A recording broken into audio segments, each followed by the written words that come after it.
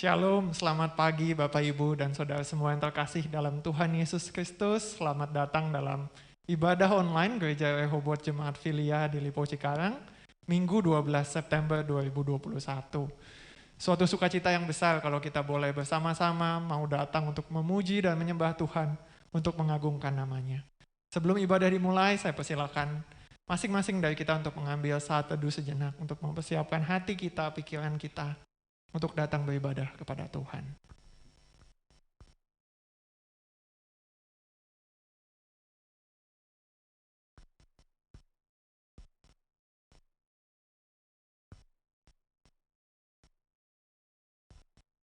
Apapun masalah yang kita hadapi, hari-hari ini kita percaya bahwa kasih Tuhan, bahwa kuasa Tuhan jauh lebih besar dari masalah itu semua. Kuasanya sanggup menolong hidup kita, kuasanya sanggup memulihkan hidup kita. Dan kita percaya bahwa jawaban Tuhan selalu datang tepat pada waktunya. Kita akan nyanyikan satu pujian, kuasa-Mu terlebih besar, tak pernah terlambat. Kasih Tuhan menolong hidup kita.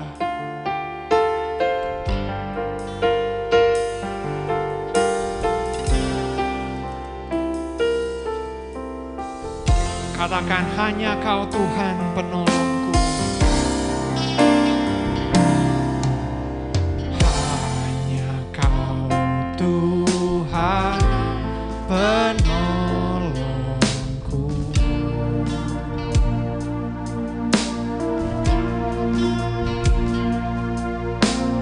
Yang selalu setia bersamaku. Kasih-Mu yang sanggup mengubah, Kasih-Mu yang sanggup mengubah kehidupanku.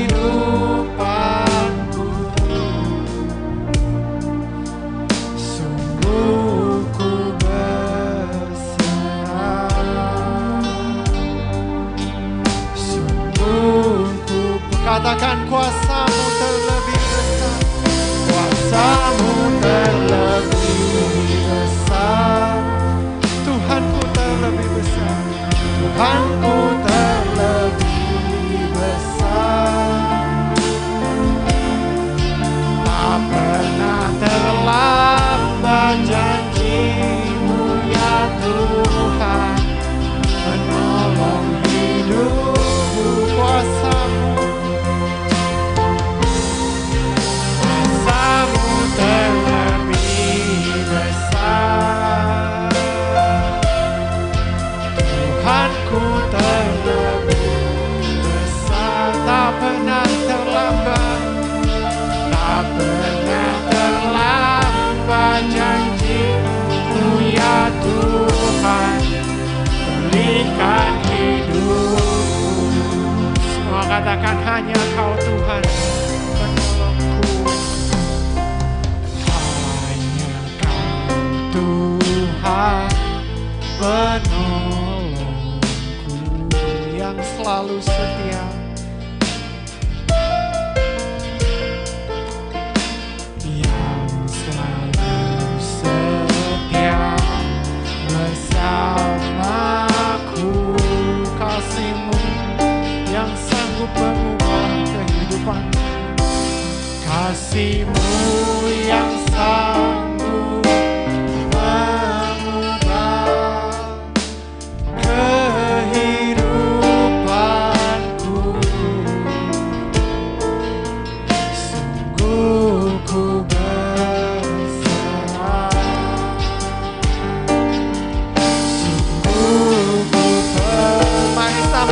katakan, kuasa-Mu terlebih besar, Tuhan terlebih besar, Tuhanku terlebih besar. Tak pernah terlambat, tak pernah terlambat janji-Mu ya Tuhan, menolong hidupku. Kuasa-Mu terlebih besar. Kami percaya Tuhan kami terlebih besar.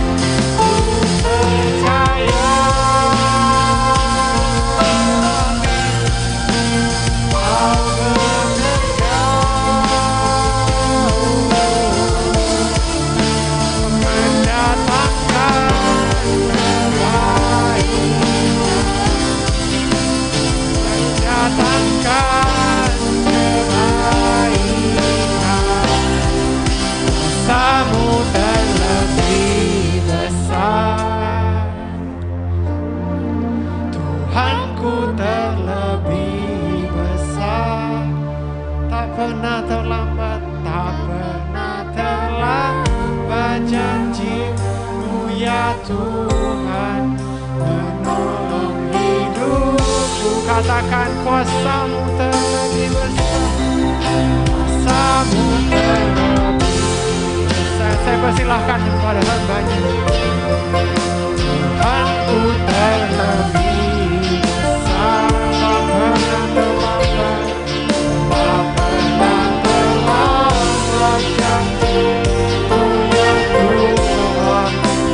Berikan hidupku, tak pernah terlambat,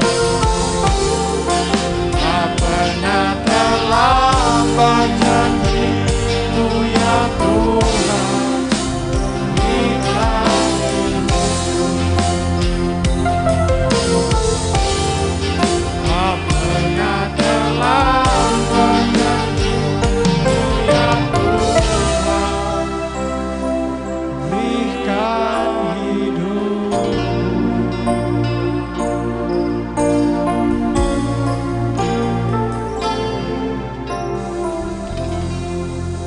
Pertolongan kita datang dalam nama Tuhan yang menjadikan langit dan bumi serta segala isinya, dan Ia tidak pernah meninggalkan pekerjaan tangannya. Ya Tuhan, kami ingin memulai ibadah pada pagi hari ini.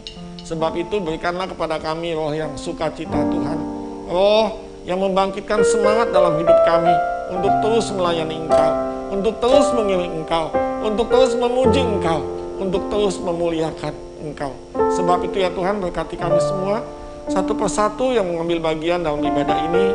Hamba-Mu yang menyampaikan firman Allah, WL, singer, pemain musik, kameramen, operator, kami semua Tuhan tutup bungkus dengan kuat kuasa daripada darah-Mu. Tuhan juga memberkati setiap orang yang mengikuti ibadah dari rumah mereka masing-masing, yang jauh dan yang dekat, dimanapun mereka berada. Tolong Tuhan, berikan roh yang sama kepada kami, roh yang sukacita, roh penundukan diri, juga untuk menerima kebenaran firman-Mu.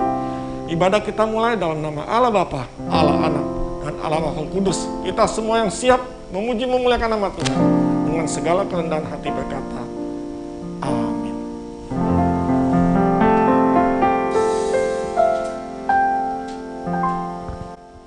Haleluya saudara, kita mau siap untuk memuji Tuhan, kita mau angkat hati kita mau angkat suara kita untuk mengagungkan Dia.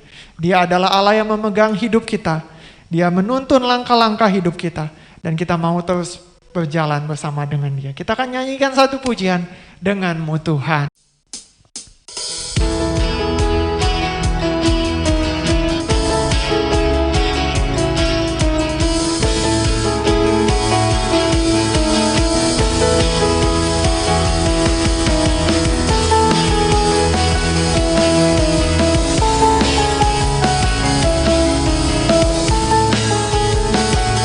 Katakan, tak pernah ku ragu akan kesetiaan, tak pernah ku ragu akan kesetiaan-Mu.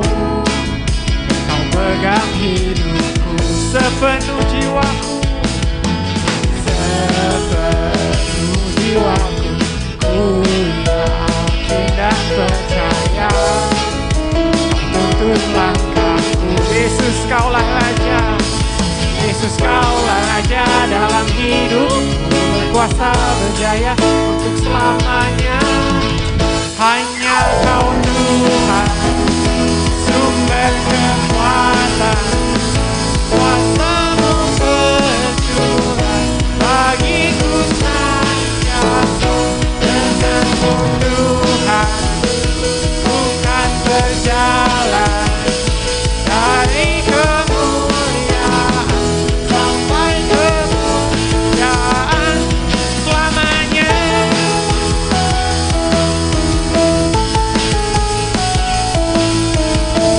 Katakan, tak pernah ku ragu, tak pernah ku ragu akan kesetiaan-Mu. Kau pegang hidupku sepenuh jiwaku, yakin sepenuh jiwaku. Ku yakin dan percaya, Kau tuntun langkahku.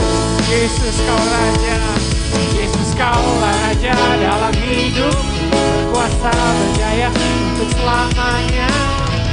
hanya Kau Tuhan, sumber kekuatan, kuasa-Mu Tuhan, bagiku senantiasa dengan Tuhan, ku kan berjalan dari kemuliaan sampai kemuliaan, hanya Kau Tuhan, sumber kekuatan, kuasa-Mu Tuhan, bagiku senantiasa dengan Tuhan, ku kan berjalan dari kemuliaan. Sekali lagi katakan, hanya Kau Tuhan, hanya Kau Tuhan, sumber kekuatan, kuasa-Mu Tuhan,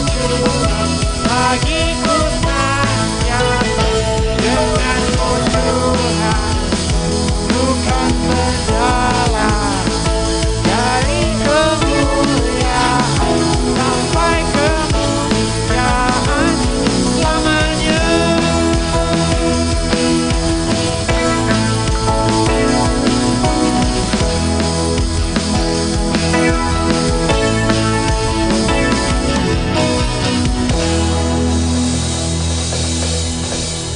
Amin, saudara. Berikan tepuk tangan bagi Tuhan, saudara. Kasih Tuhan sungguh indah, ya, selalu menjaga hidup kita. Kita mau puji, kita mau agungkan namanya. Kita mau agungkan Dia, Allah yang maha kuasa, Allah yang maha mulia, Allah yang tak megah. Kita akan nyanyikan satu pujian, maha kuasa, maha mulia.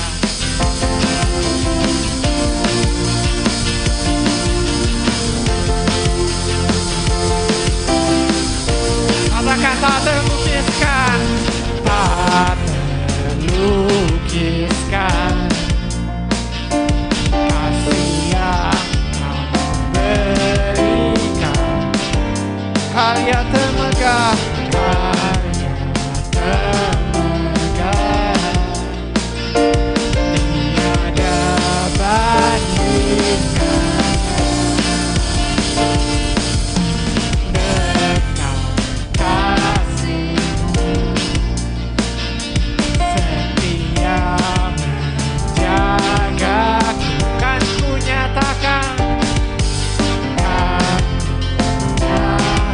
Bahwa Yesuslah Tuhan, bahwa Yesuslah Tuhan. Sama-sama katakan, maha kuasa, maha mulia, Kau bertahta atas semesta.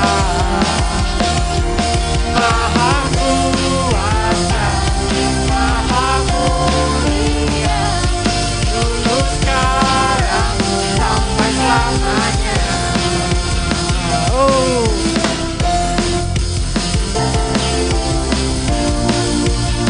Katakan tak terlukiskan.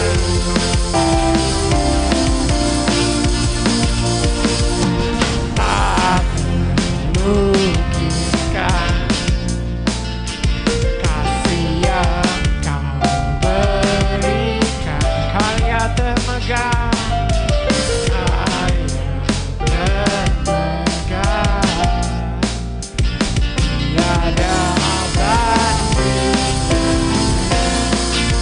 dekat kasih-Mu Tuhan, dekat kasih-Mu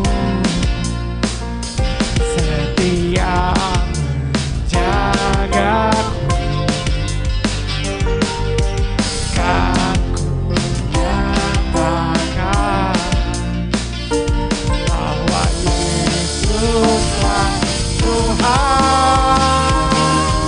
maha kuasa, maha mulia,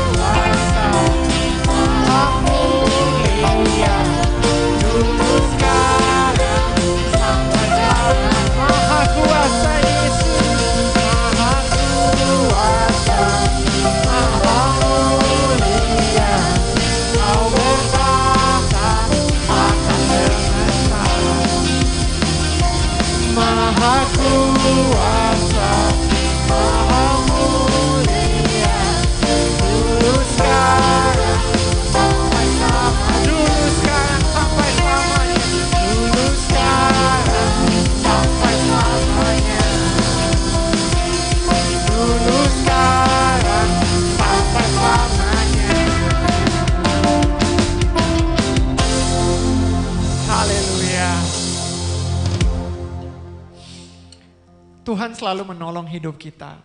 Biar musim tetap berlalu, silih berganti. Tapi kita percaya bahwa kasih Tuhan tetap abadi. Dia tidak pernah berubah untuk selamanya. Dia selalu siap untuk menolong hidup kita.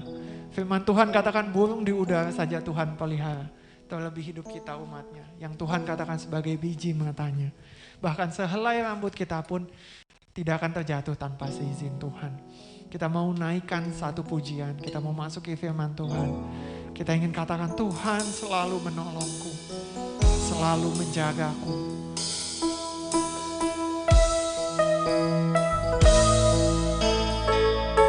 Haleluya.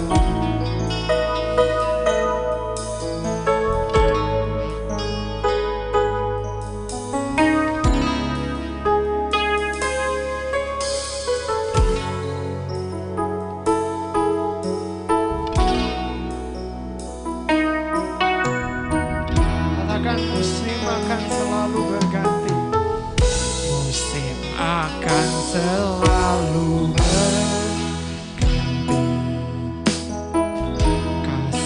Tuhan tetap abadi,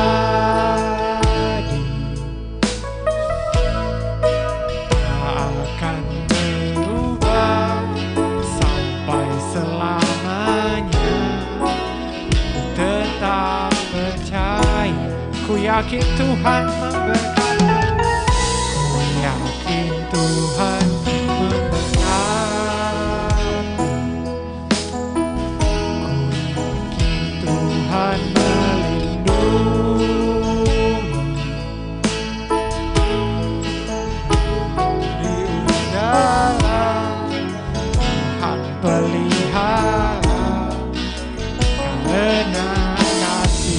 katakan Tuhan selalu menolongku.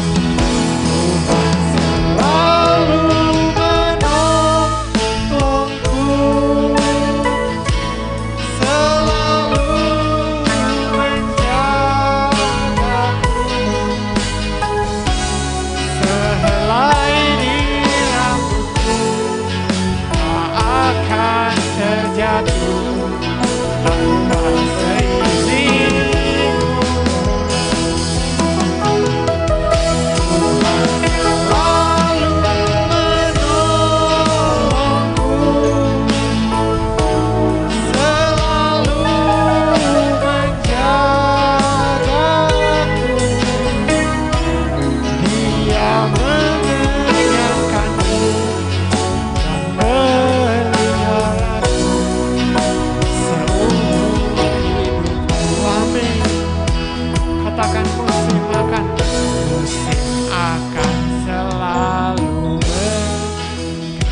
Kasih-Nya tetap abadi, kasih Tuhan tetap abadi,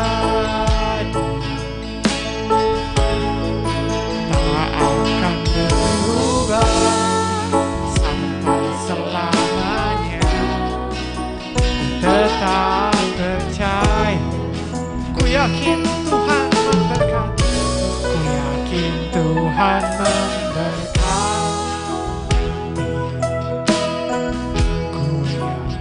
Tuhan melindungi, amin. Di udara Tuhan pelihara, karena kasih. Semua katakan Tuhan selalu menolongku.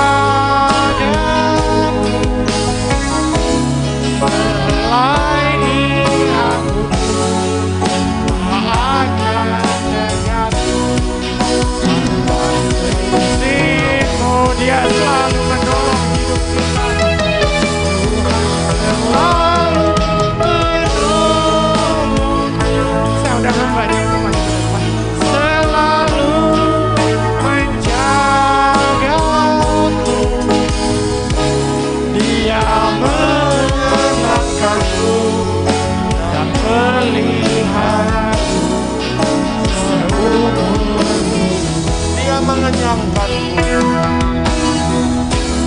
Dia mengenyangkanku dan memeliharaku.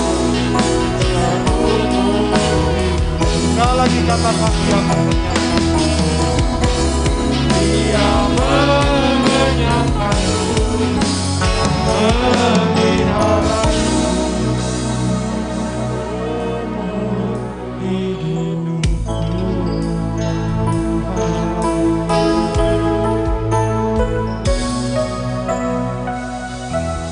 Kami telah memuji, memuliakan nama-Mu, meninggikan nama-Mu Tuhan. Kini saatnya untuk kami menerima kebenaran firman-Mu. Berkati hamba-Mu dalam menyampaikan firman Allah ini, kiranya kuat kuasa daripada-Mu saja yang menaungi dia. Segala persiapan yang ia lakukan, pasal demi pasal, ayat demi ayat, semua itu jauh dari kesempurnaan. Sebab itu Engkau yang menyempurnakan pemberitaan firman ini. Berkati juga kami semua yang mendengar, mengikuti ibadah ini, supaya hati kami terangkat dan kami dibentuk oleh kebenaran firman-Mu. Di dalam nama Tuhan Yesus Kristus, dengan segala kerendahan hati, sidang jemaat dimanapun kita berada, kita siap menerima kebenaran firman Allah ini. Semua berkata, amin. Shalom Bapak Ibu yang kasih dalam Tuhan.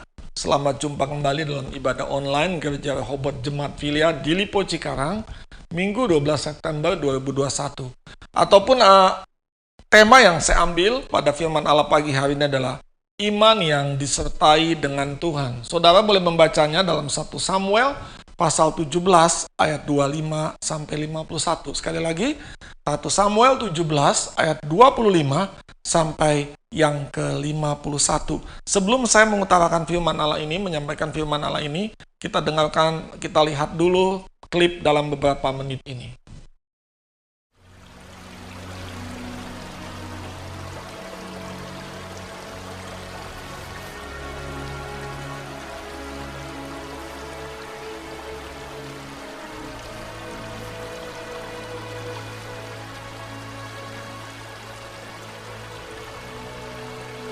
I anoint you, David of Bethlehem, to be the next king of Israel. Once Saul is dead,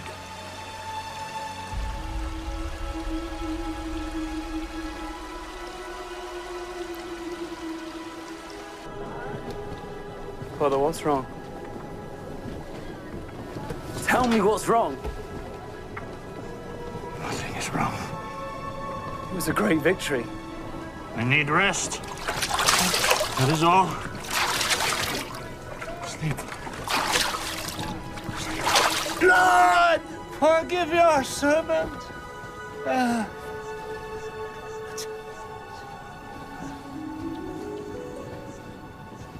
In time, David becomes an attendant in Saul's court, a king in waiting.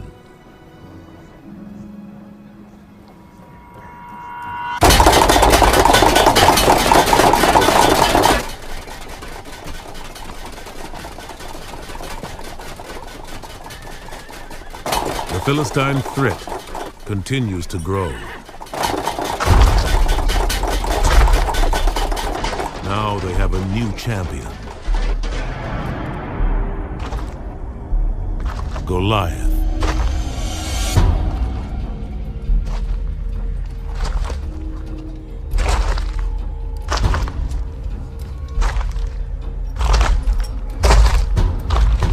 Will one of you fight me? Israelites, you win! And the Philistines will be your slaves. I win, and you will be our slaves. Someone must fight him. Not you, Jonathan. The warrior who defeats him will be a rich man. Not one man in Israel! Not one of God's people!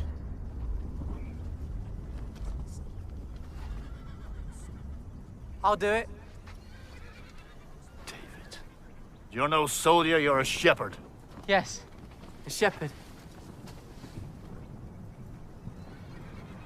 As I protect my sheep, God will protect me. Where is your faith? Where is your God? I will kill him Need this.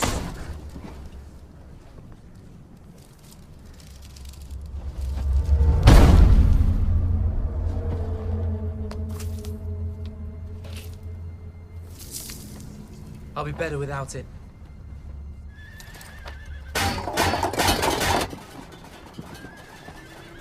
Yea, though I walk in the valley of the shadow of death, I fear no evil. You are with me. Thy rod and staff, they comfort me. You anoint my head with oil. My cup overflows. Surely goodness and mercy shall follow me all the days of my life.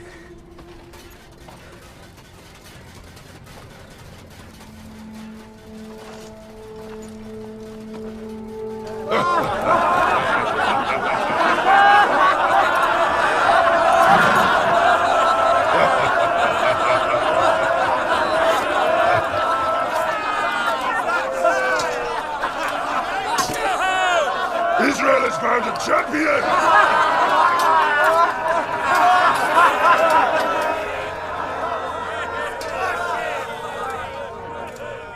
Don't waste my time, little boy. You're too young to die. I will fight you!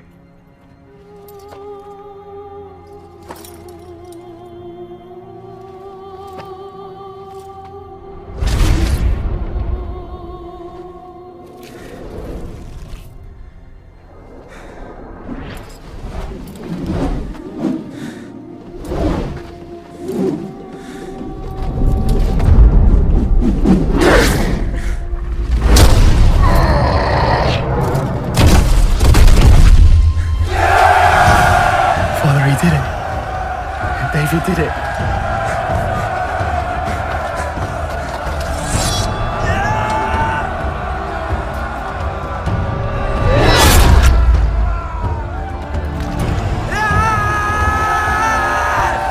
Let us make slaves of them!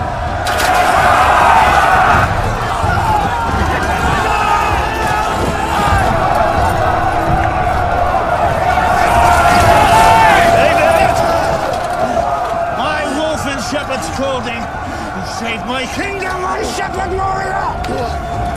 Come with me, brother.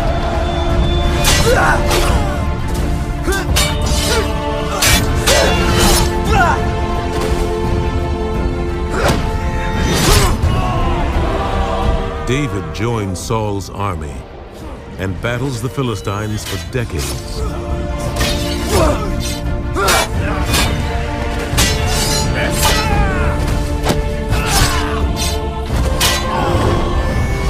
He becomes a warrior, a leader, a hero.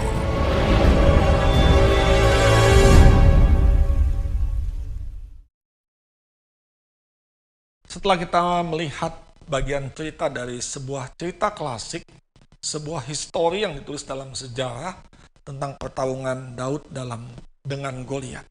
Sebenarnya cerita ini bukan cerita sekedar ada di Alkitab begitu, tapi ini sebuah cerita yang mengandung makna yang besar dan hakiki, mengandung kebenaran sejati bagi bangsa Israel.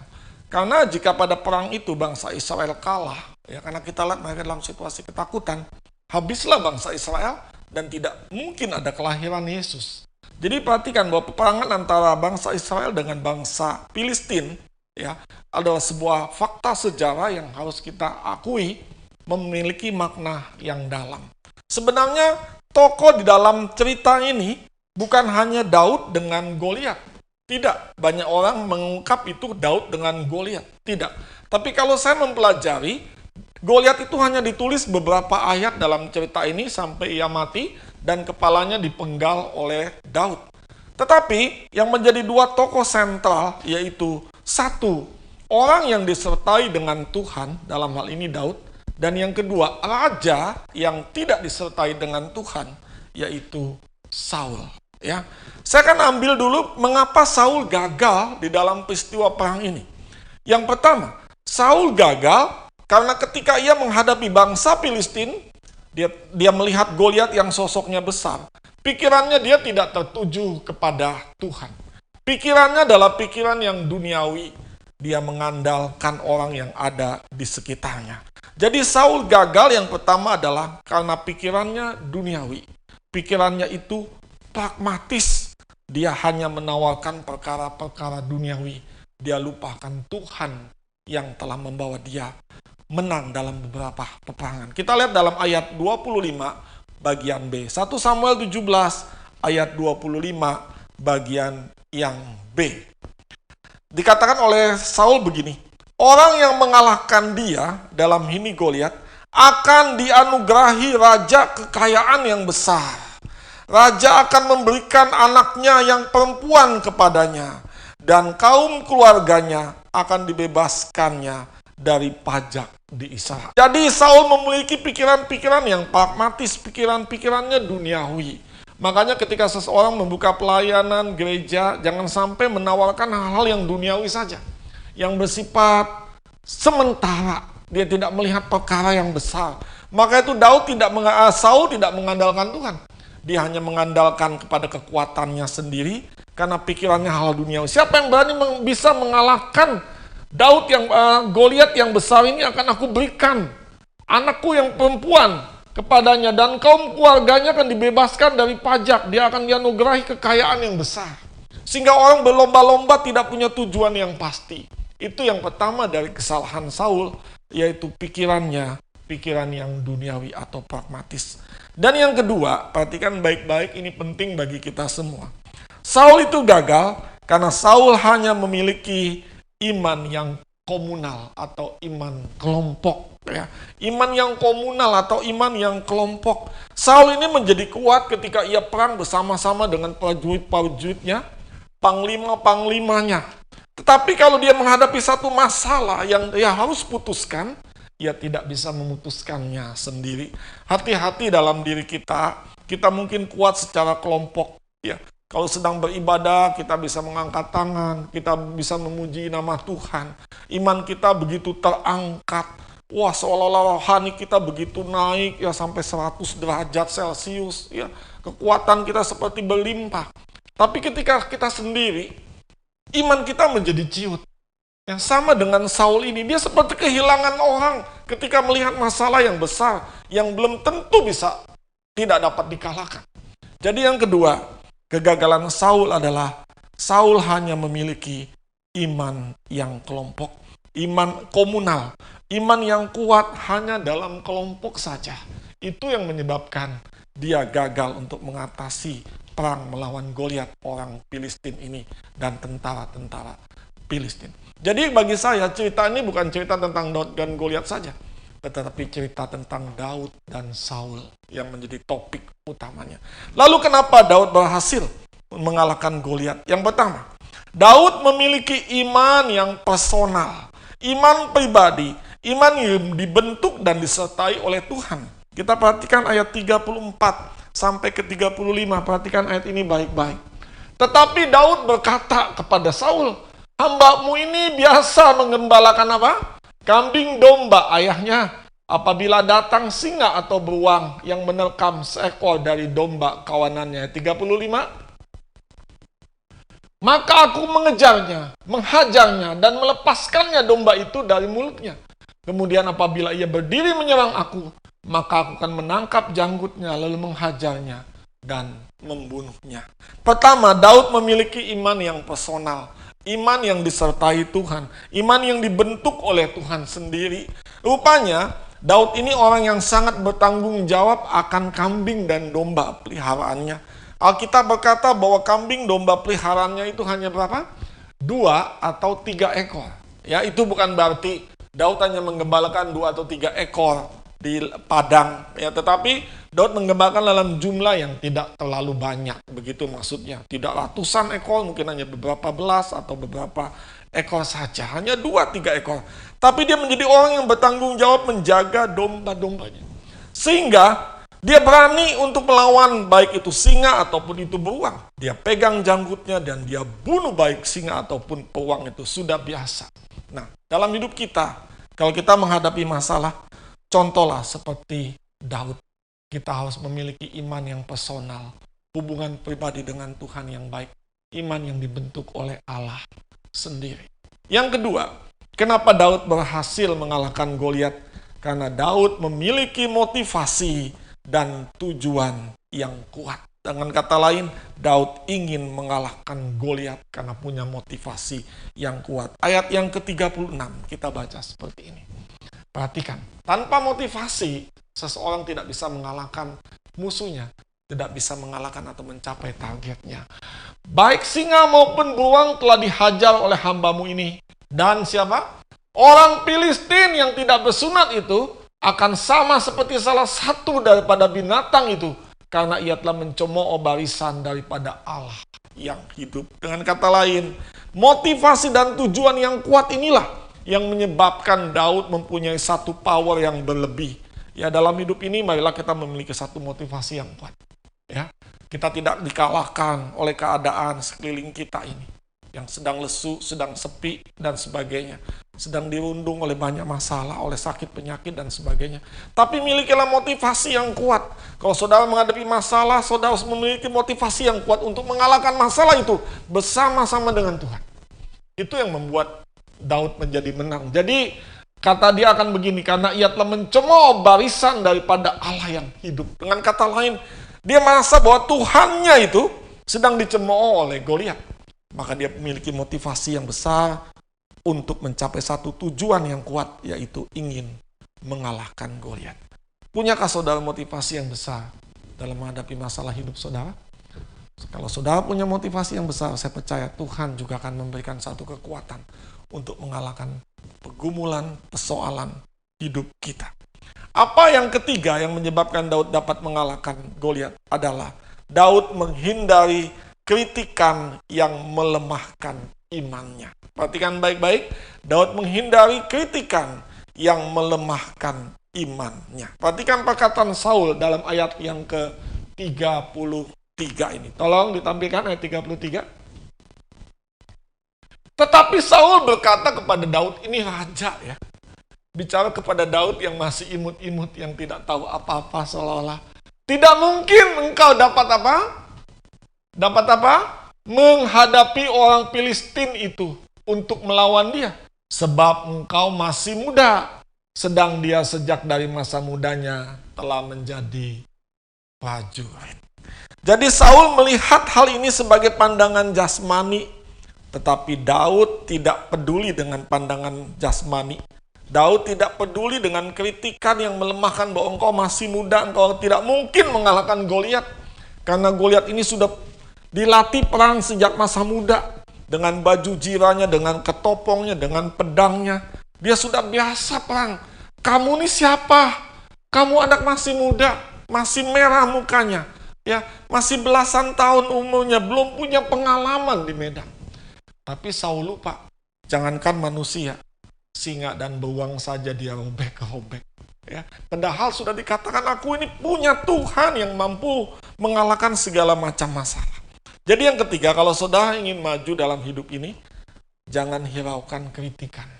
Ya, oh kamu tidak akan sanggup nanti, kamu nggak akan bisa, kamu nggak akan mencapai usahamu karena kamu begini. Tidak, saudara harus menghindari kritikan yang melemahkan iman saudara. Saudara harus maju terus mengalahkan kritikan-kritikan itu. Punya motivasi yang kuat untuk membuktikan bahwa Tuhan hidup dalam diri saudara dan saudara akan menang dari segala kritikan yang kita hadapi. Setuju dengan saya akan hal ini? Amin. Lalu yang keempat, mengapa Daud dapat mengalahkan Goliat?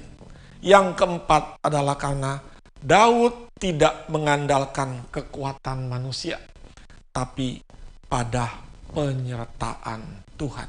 Ayat 38, ayat 39, dan 45 serta 46. Perhatikan baik begini. Lalu Saul mengenakan baju perangnya kepada Daud. Ditaruhnya ketopong tembaga di kepalanya, dikenakan baju jirah kepadanya. Jadi Daud dilengkapi pakaian perang oleh Saul. Ayat 39, perhatikan baik-baik. Lalu Daud mengikatkan pedangnya di luar baju perangnya.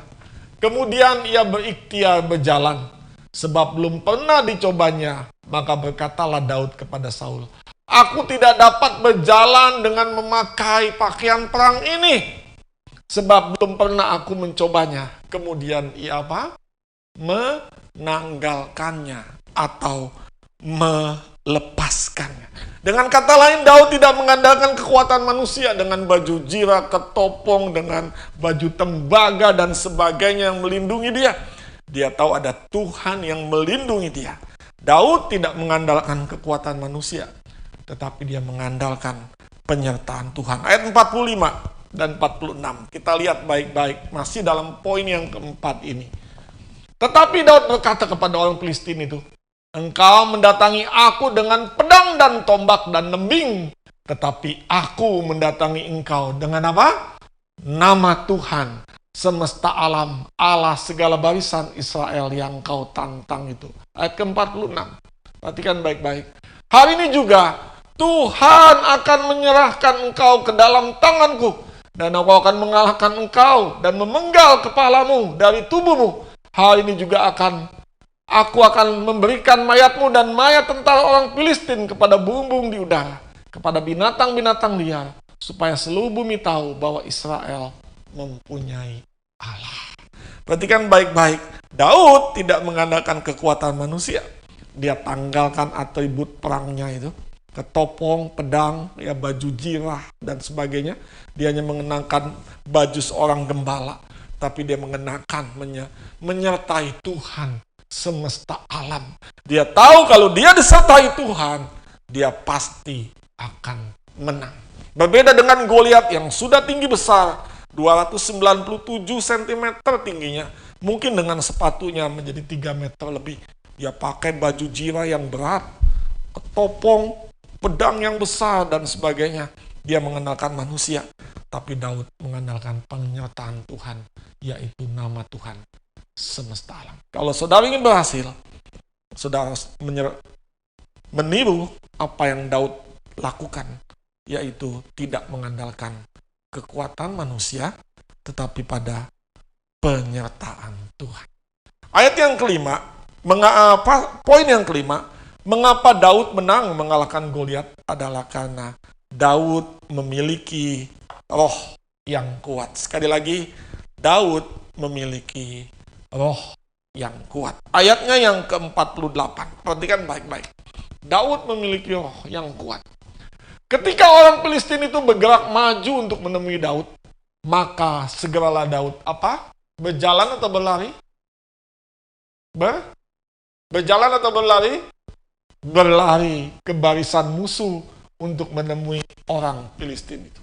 Kalau kita menonton, saya perhatikan beberapa klip video, ada yang panjang, ada yang pendek, dari berbagai film yang dikarang atau dibuat oleh berbagai studio dan sebagainya. Semua saya lihat rata-rata Daud jalan dengan pelan, mengambil batu. Wow, ini tidak sesuai dengan fakta Alkitab. Itu namanya Daud lemah. Ya. Tapi Alkitab tidak pernah berkata Daud seperti itu. Ya. Dia lihat musuh. Orang Filistin itu pelan-pelan, lalu dihalangi oleh Eliab, kakaknya juga dihalangi oleh Saul. Lalu dia jalan pelan-pelan. Itu tidak sesuai dengan fakta Alkitab. Daud punya roh yang kuat. Tadi saya katakan dia punya motivasi yang kuat mengalahkan Goliat. Dia berlari atau berjalan? Berlari. Dia berlari maka segala Daud berlari ke barisan musuh untuk menemui orang Filistin itu. Mungkin dia tanya, engkaukah orang Filistin ini yang siap mencemooh Allahku yang hidup? Jadi tidak benar dalam film kalau Daud itu hanya berjalan. Dia pasti begitu semangat berlari untuk menemui Goliat ini. Dengan satu tujuan, ingin mengalahkan Goliat, bahkan memenggal kepala musuh orang Israel ini. Jadi kalau saudara ingin menang atas segala pergumulan hidup kita, milikilah roh yang kuat seperti Daud. Kita tidak bisa berdiam diri. Kita tidak bisa hanya berjalan menghadapi persoalan. Tapi kita harus berlari untuk mengalahkan masalah kita. Apa masalah hidup kita? Keuangankah? Sakit penyakitkah? Kesulitan kerja? Gaji yang tidak naik-naik? Doa yang mungkin belum dijawab? Saudara harus memiliki roh yang kuat untuk masalah hidup kita. Dan yang keenam, yang terakhir, apa yang membuat Daud berhasil mengalahkan Goliat? Perhatikan. Tujuan Daud hanya untuk memuliakan Tuhan dan bangsa Israel kembali menyembah Allah yang benar. Perhatikan. Tujuan Daud hanya untuk memuliakan Tuhan dan membawa bangsa Israel kembali menyembah Allah yang benar. Ayatnya yang ke-47. Perhatikan ayat ini baik-baik. Ayatnya yang ke-47. Dan supaya segenap jemaah ini tahu bahwa Tuhan menyelamatkan bukan dengan pedang dan bukan dengan lembing. Sebab di tangan Tuhanlah pertempuran, dan Ia pun menyerahkan kamu ke dalam tangan kami. Jadi supaya seluruh jemaah ini tahu bahwa Tuhan menyelamatkan kita ini bukan dengan dengan pedang dan lembing, tetapi dengan tangan Tuhan. Saudara, mengapa Daud mengatakan demikian? Di dalam 1 Samuel pasal 4, di situ diceritakan jauh sebelum bangsa Israel kembali berperang dengan Israel, Filistin berperang dengan bangsa Israel, bahwa bangsa Israel mengalami kekalahan. Dan ketika kekalahan itu terjadi, maka tabut perjanjian Tuhan. Pada zaman waktu itu, kalau Tuhan itu hadir dalam hadiratnya, dia nyatakan melalui tabutnya. Tabut itu lambang. Kalau tabut itu perang dibawa kemana-mana, maka bangsa Israel ini akan menjadi menang. Alkitab mencatat demikian. Ya, jadi kalau ada tabut perjanjian, seluruh bangsa Israel akan menang. Perang tidak pernah kalah.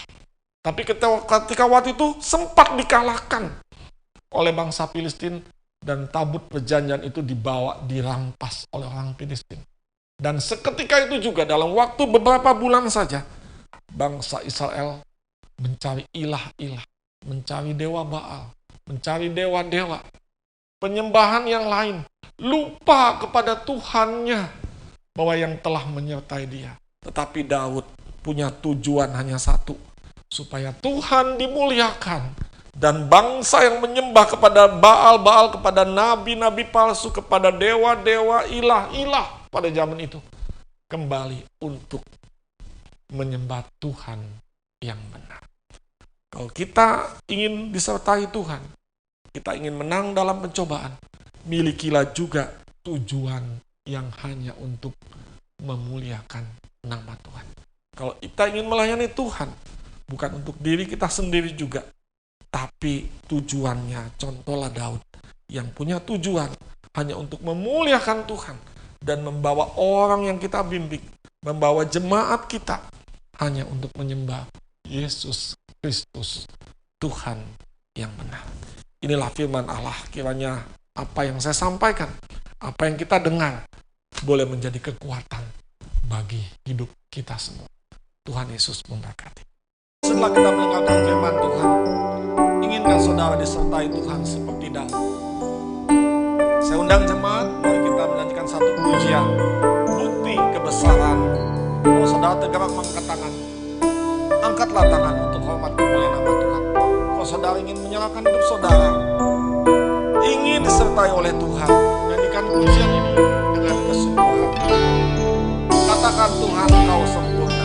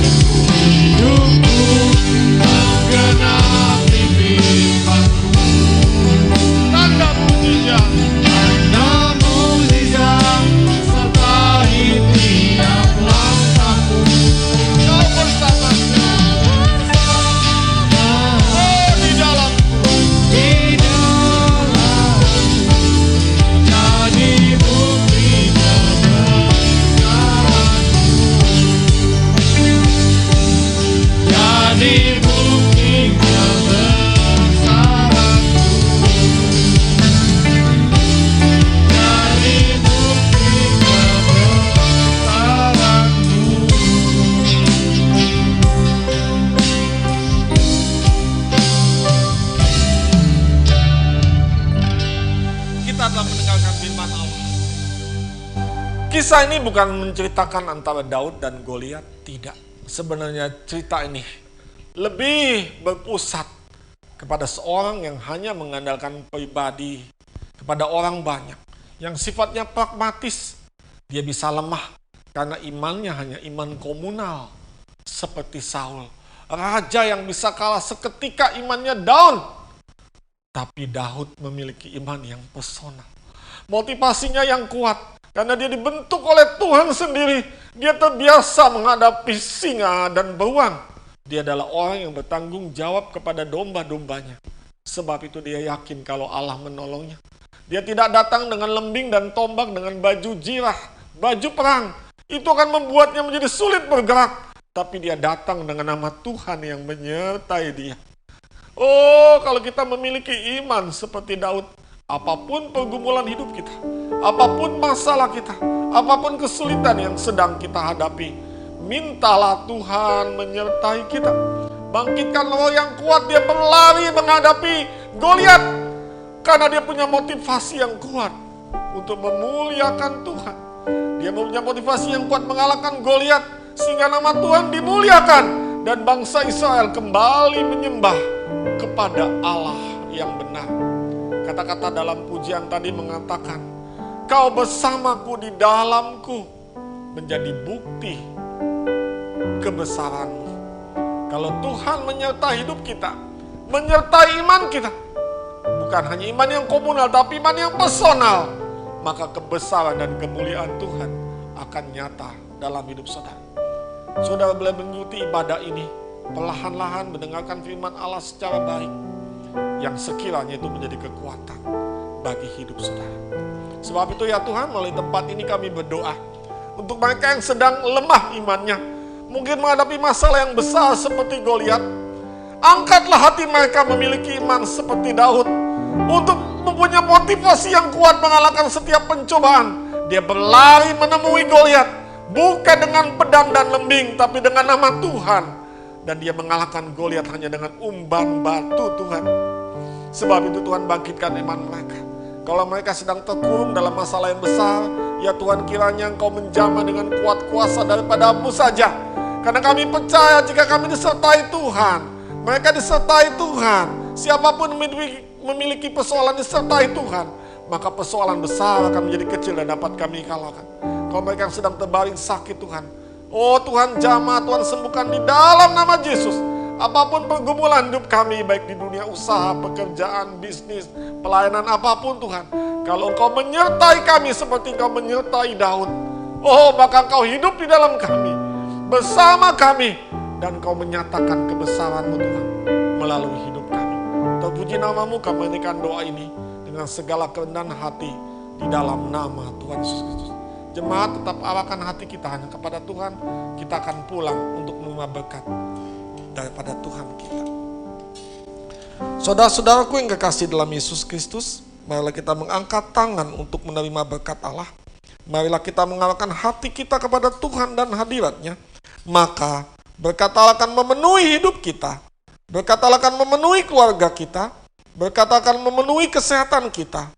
Berkat Allah akan memenuhi pekerjaan kita. Sebab itu jadilah saluran berkat bagi sesama. Jadilah saksi, jadilah terang. Milikilah hidup yang berkemenangan dimanapun saudara berada.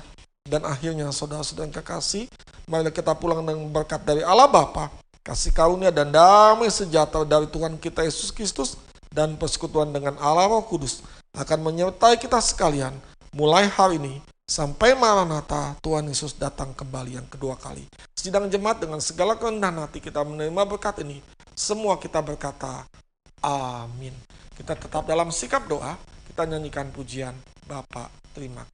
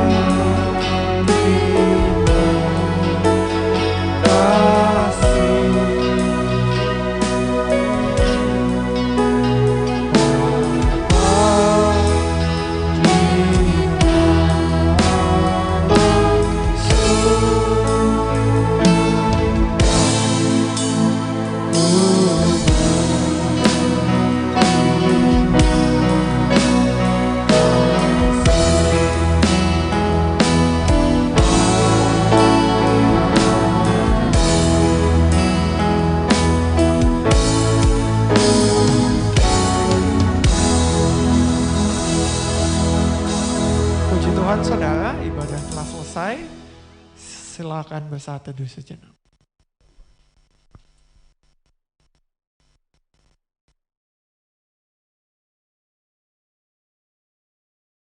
Puji Tuhan, selamat hari Minggu, Tuhan Yesus memberkati kita semua.